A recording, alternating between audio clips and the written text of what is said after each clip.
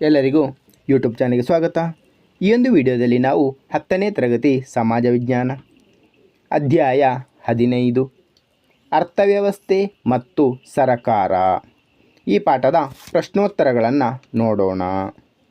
ಈ ಕೆಳಗಿನ ವಾಕ್ಯಗಳಲ್ಲಿ ಖಾಲಿ ಬಿಟ್ಟಿರುವ ಜಾಗಗಳನ್ನು ಭರ್ತಿ ಮಾಡಿರಿ.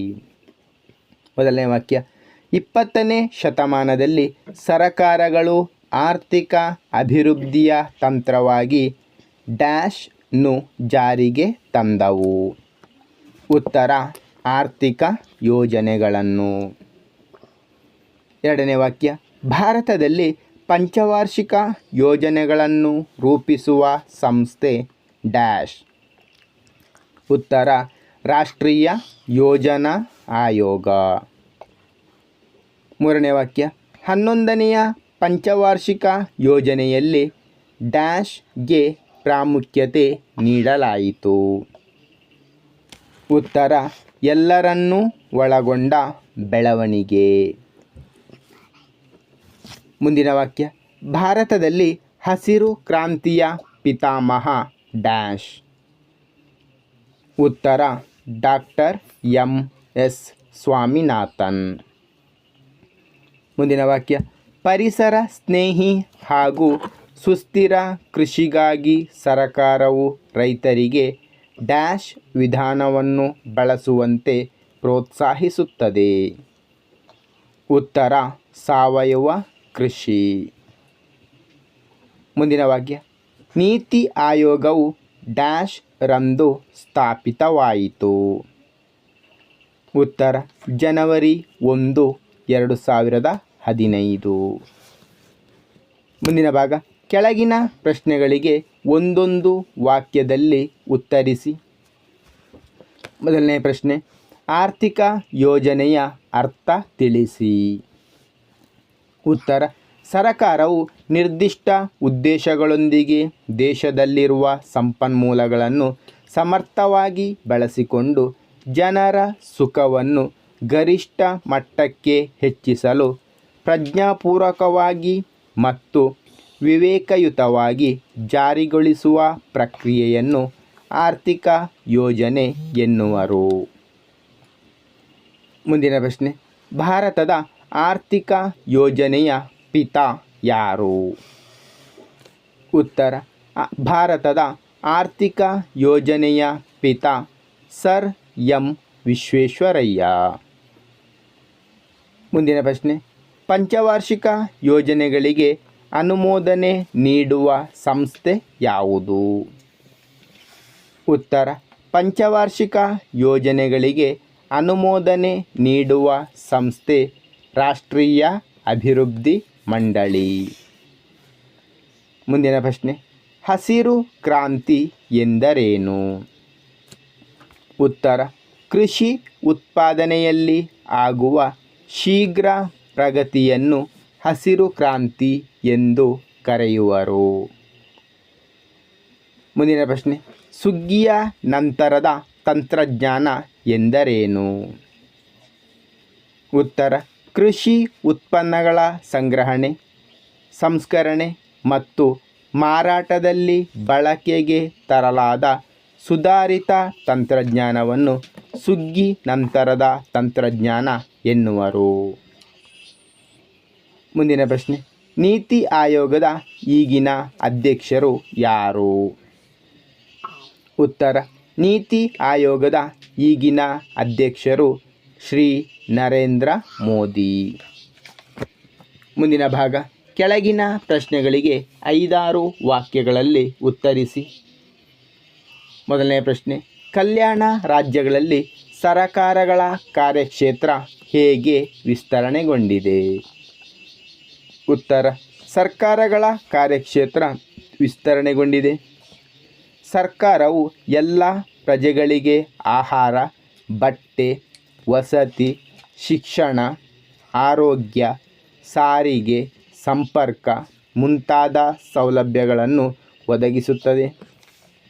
ಆರ್ಥಿಕ ಅಭಿವೃದ್ಧಿಯ ಪ್ರಕ್ರಿಯೆಯಲ್ಲಿ ಸರಕಾರದ ಪಾತ್ರ ಹೆಚ್ಚಿನ ಪ್ರಾಮುಖ್ಯತೆಯನ್ನು ಪಡೆಯಿತು. ಸರಕಾರವು ಆರ್ಥಿಕ ಸ್ಥಿರತೆಯನ್ನು ಬಯಸುತ್ತದೆ. ಸಾಮಾಜಿಕ ನ್ಯಾಯದೊಂದಿಗೆ ಆರ್ಥಿಕ ಅಭಿವೃದ್ಧಿಯನ್ನು ಸಾಧಿಸಲು ಸರ್ಕಾರವು ಪ್ರಮುಖ ಪಾತ್ರ ವಹಿಸುತ್ತದೆ. ಸರ್ಕಾರ ಬಡತನದ ನಿರ್ಮೂಲನೆಗೆ ಪ್ರಾರ್ಥಿಸುತ್ತದೆ. ಮುಂದಿನ ಪ್ರಶ್ನೆ, ಪಂಚವಾರ್ಷಿಕ ಯೋಜನೆಗಳ ಉದ್ದೇಶಗಳನ್ನು ಬರೆಯಿರಿ.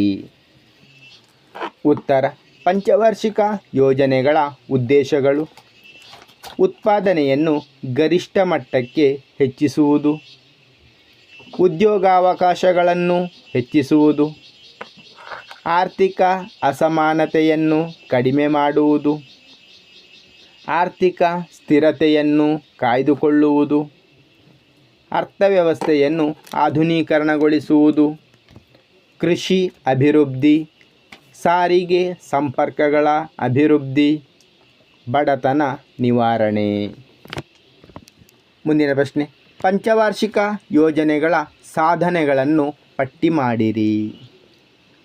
ಉತ್ತರ: ಪಂಚವಾರ್ಷಿಕ ಯೋಜನೆಗಳ ಸಾಧನೆಗಳು: ರಾಷ್ಟ್ರೀಯ ಆದಾಯದ ಹೆಚ್ಚಳ, ತಲಾ ಆದಾಯದ ಬೆಳವಣಿಗೆಯ ಹೆಚ್ಚಳ, ಕೃಷಿಯಲ್ಲಿ ಅಭಿವೃದ್ಧಿ, ಕೈಗಾರಿಕೆ ಮತ್ತು ಸೇವಾ ವಲಯಗಳ ವಿಸ್ತರಣೆಯಿಂದ ಉದ್ಯೋಗಾವಕಾಶಗಳು ಹೆಚ್ಚಿವೆ, ಬಡತನದ ನಿರ್ಮೂಲನೆ, ವಿಜ್ಞಾನ ತಂತ್ರಜ್ಞಾನದ ಕ್ಷೇತ್ರದಲ್ಲಿ ಪ್ರಗತಿ, ರಫ್ತು ಪ್ರಮಾಣದಲ್ಲಿ ಅಗಾಧವಾಗಿ ಹೆಚ್ಚಳ, ಜನರ ನಿರೀಕ್ಷಿತ ಜೀವನಾವಧಿ ಹೆಚ್ಚಳ, ಸಾಕ್ಷರತಾ ಪ್ರಮಾಣ ಹೆಚ್ಚಳ.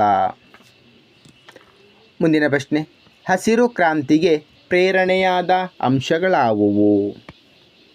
ಉತ್ತರ: ಹಸಿರು ಕ್ರಾಂತಿಗೆ ಪ್ರೇರಣೆಯಾದ ಅಂಶಗಳು: ಹೆಚ್ಚು ಇಳುವರಿ ಬೀಜಗಳ ಬಳಕೆ, ಡಾಕ್ಟರ್ ನಾರ್ಮನ್ ಬೋರ್ಲಾಗ್ ಅವರ ಪ್ರಯತ್ನದ ಫಲ, ಮೆಕ್ಸಿಕೋ ದೇಶದಲ್ಲಿ ನಡೆಸಿದ ಪ್ರಯೋಗದ ಫಲವಾಗಿ ಗೋಧಿಯ ಉತ್ಪಾದನೆಯಲ್ಲಿ ಹೆಚ್ಚಿನ ಪ್ರಗತಿ, ಭಾರತದಲ್ಲಿ ಸಂಭವಿಸಿದ ಭೀಕರ ಬರಗಾಲ, ಆಹಾರ ಧಾನ್ಯಗಳ ಕೊರತೆ, ಹೆಚ್ಚು ಇಳುವರಿಯ ಬೀಜಗಳ ಬಳಕೆ, ರಾಸಾಯನಿಕ ಗೊಬ್ಬರ ಹಾಗೂ ಕ್ರಿಮಿನಾಶಕಗಳ ಬಳಕೆ, ನೀರಾವರಿ ಸೌಲಭ್ಯಗಳ ವಿಸ್ತರಣೆ, ಭಾರತದಲ್ಲಿ ಡಾಕ್ಟರ್ ಎಸ್ ಸ್ವಾಮಿನಾಥನ್ ಅವರ ಪ್ರಯತ್ನ.